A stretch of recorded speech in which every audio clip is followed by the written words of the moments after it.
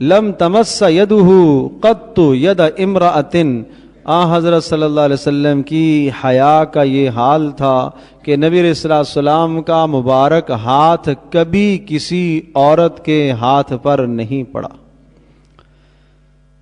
سوائے 3 کے، یعنی 3 قسم کی عورتوں کو چھوہا آپ علیہ السلام کا ہاتھ ان پر لگا، محرم عورتیں، بیوی اور باندی، محرم عورتیں، بیوی اور باندی۔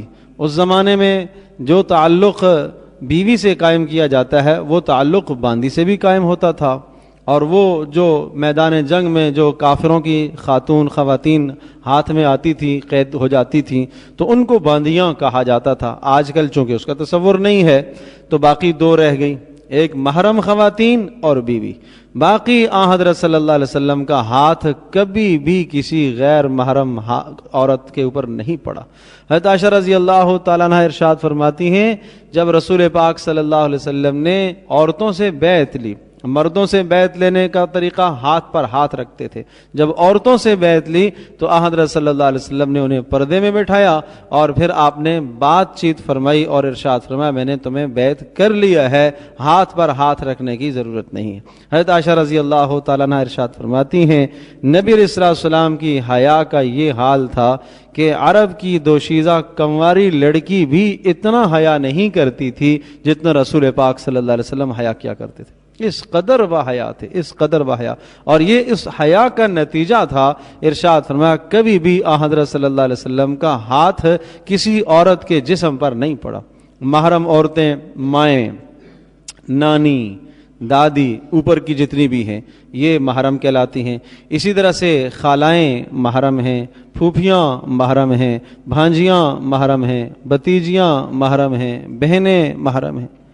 جو غیر محرم عورتیں ہیں چچا زاد غیر محرم، مامو زاد غیر محرم، خالہ زاد غیر محرم، بھابھی غیر محرم، یہ سب رشتے جو قریب کے ہیں غیر محرم۔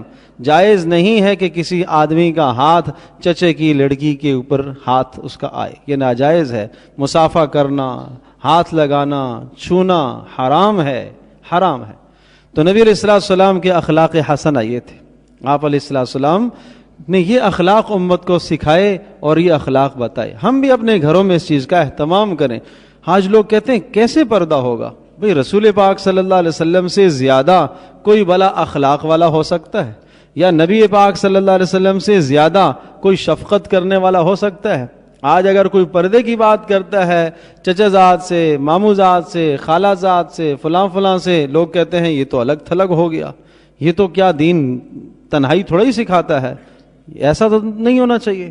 بھائی رسول پاک صلی اللہ تعالیٰ علیہ وسلم حالانکہ حضرت صلی اللہ علیہ وسلم سے اگر وہاں ہاتھ آ بھی جاتا کسی غیر محرم پر 100% فتنے کا احتمال ہی نہیں تھا، فتنے کا تردد بھی نہیں تھا، شائبہ بھی نہیں تھا، پھر بھی رسول پاک صلی اللہ علیہ وسلم نے اپنی امت کو یہ سبق دیا کہ حضرت صلی اللہ علیہ وسلم کا ہاتھ کسی غیر محرم عورت کے اوپر نہیں لگا۔